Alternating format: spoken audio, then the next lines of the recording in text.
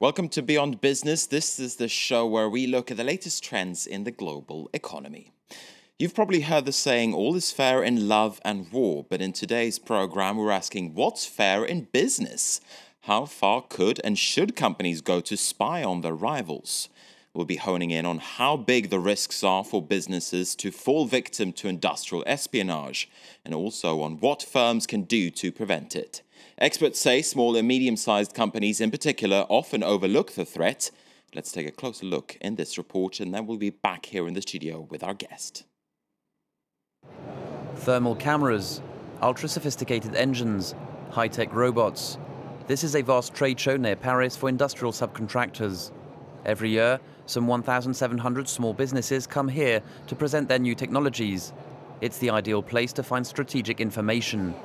But small companies are not always aware of the risks they face, such as espionage and information theft. Frank Tonini is a consultant in economic intelligence. He helps small businesses collect and protect information during trade shows like this one. Trade shows represent the third biggest source of information after the press and internet. It's a time when your know-how can be unveiled, when ruthless competitors can try and take it in an aggressive way. So our aim today is to give you some helpful advice. Before the doors open to the public, Tonini shows us how some companies are careless. Look, there's no one here. Here, it's 9 o'clock and nobody's here. In 15 minutes, everyone will be arriving. Only 10% of the exhibitors are here. The ones who are here early are going to have a look around and see if they can find anything interesting on the empty stands. Competitors and industrial spies are likely to find, quite easily, business cards, commercial documents, and technological know-how. On one company's computer, Tonini is even able to consult customers' private information and the firm's projects. A wealth of information for any rival. When the head of the stand appears, he's a little shameful. I agree with you. This is unbelievable. I've never seen this. You have to be much more careful. I do agree with you. Next time, he'll probably put his material in a glass case and prepare a room where he can hold discreet conversations, or even go on the hunt for information regarding his competitors. That's what Eva Escandon does. She owns a company that makes machines for the food industry. She's keeping a close eye on her Chinese rivals. They are more and more present here in our market. So, well, I wanted to see if they could be rivals for us in our sector. Is it spying? Well, that depends on how you proceed. If we decide not to conduct it in that form, it can be just technology watch. But technology watch isn't easy if you don't speak Mandarin. Tonini introduces her to Ye Chao, his Chinese collaborator. She's already spotted a potential rival and brings her to the stand. Her intuition is correct. Eva Escandon has indeed discovered a new competitor. Scarlett Moukahal works for the Chamber of Commerce of the Parisian region. She's found a Tunisian firm, and she'd like the managers to meet the businesses that are members of the chamber. She has one advantage. The good thing is that I speak Arabic, so they'll be more at ease than if they had to speak a language that isn't their mother tongue. I come to see them, and I want them to see me as a friend and not as an economic rival trying to spy on them. The Tunisian manager is interested by her proposals, and they celebrate the future partnership with some cakes. A trade show is a place of opportunities, and not only one where rivals can steal your know-how. Okay, for more now on how companies can compete, we can turn to Jean-Claude Thiel. He's an expert in competitive intelligence, and he advises companies on how to deal with the risks of industrial espionage. Welcome to the program. Thank you very much. Now, are you surprised to see that companies leave so much information in plain sight at trade fairs? Yes, frankly, it's indeed really incredible to see how naive people can be, how unprepared they can be, how some concrete examples as we saw, not to be before time at the opening, Or maybe it's due to the fact that the fair was in front, I don't know. No, so you're saying that this is a common sight, indeed, that perhaps small and medium-sized businesses are a little bit naive when it comes to these issues and when it comes to protecting their businesses. Yes, but naivete is not a fact like that. It is due to the fact that they are not prepared, there is insufficient training, they're obviously not very professional people, I mean, not the best, sorry to say like that, not the best are present behind on the stands, in the booth, etc. So all the factors aggregated give the impression that it is not so professional. But how big is this problem, though? For instance, when we look at a trade fair, the untrained eye would say, how much information could you really get out of a show like that? Is it really such a big source of information? Yes, it is, and not only a source of information, but think a little bit about history. The history of fairs is the history of capitalism. So it is, by definition, the venues where traders meet other traders, sometimes also bankers. So it should be the natural place, not to protect, but to be open, with a certain minimum of a protection, of course, because you can make business. And basically, if you are a small enterprise and you participate in fairs, it is to meet new clients, to observe your competitors, to observe if you have common providers between you and the competitors. So that is the philosophy of the essence of participating into a trade show. What then should small and medium-sized companies do to protect themselves? What can they do specifically?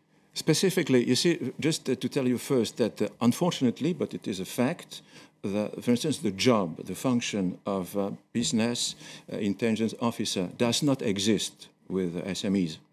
So if that function is not internal, you will say, oh, okay, but maybe you have external providers. Yes, but basically they are limited to provide their services to the bigger companies.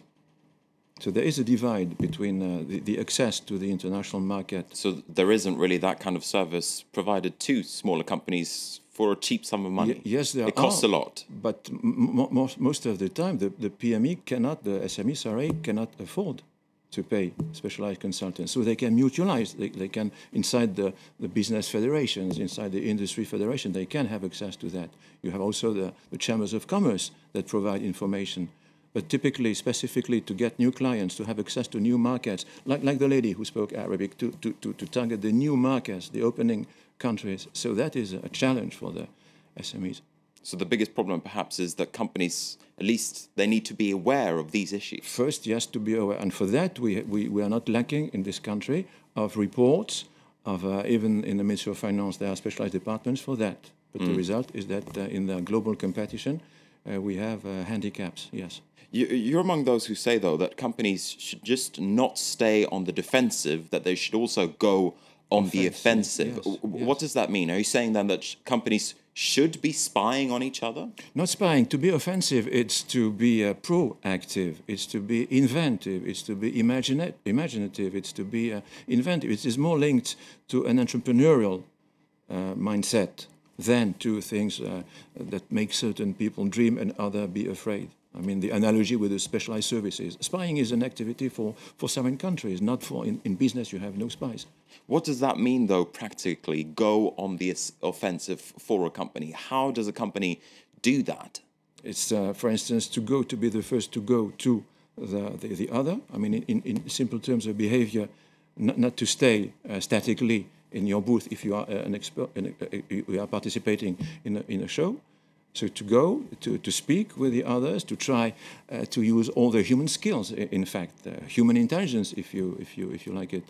So that is a part of the offensive spirit and attitude and the behavior. Isn't the challenge, though?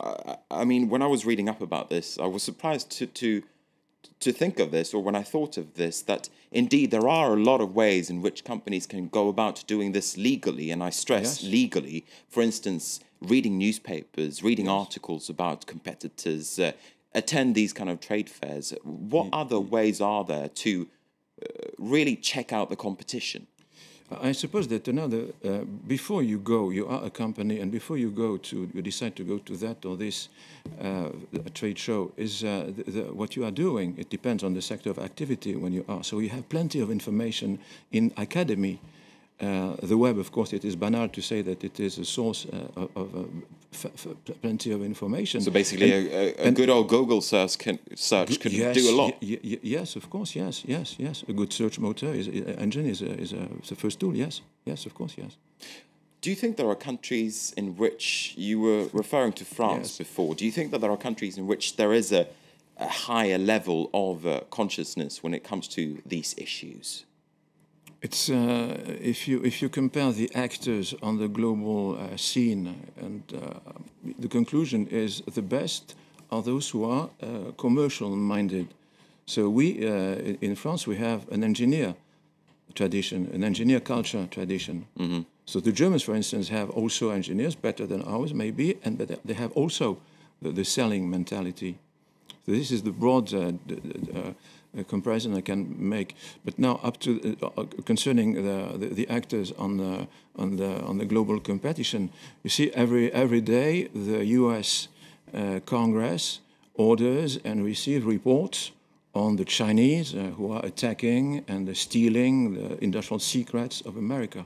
So, but that is the landscape. It's a very competitive landscape out there, and you're saying that France perhaps has fallen behind, and that countries like Germany, they're definitely ahead of France at this stage. It depends on the sector of activity. I guess that in the defense, electronics, computer industry, we are good, including in the intelligence collection activity, analysis, which is more important than collection. Collection is easy. That is sometimes make people dream about spying, etc. But in fact, in terms of what is easy and more in terms of what is valuable, it is definitely analysis.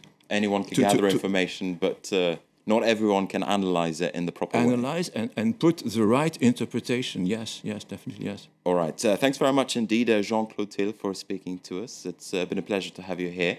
It's been a pleasure to have you watch France 24. Do stay with us. We have more news coming your way soon.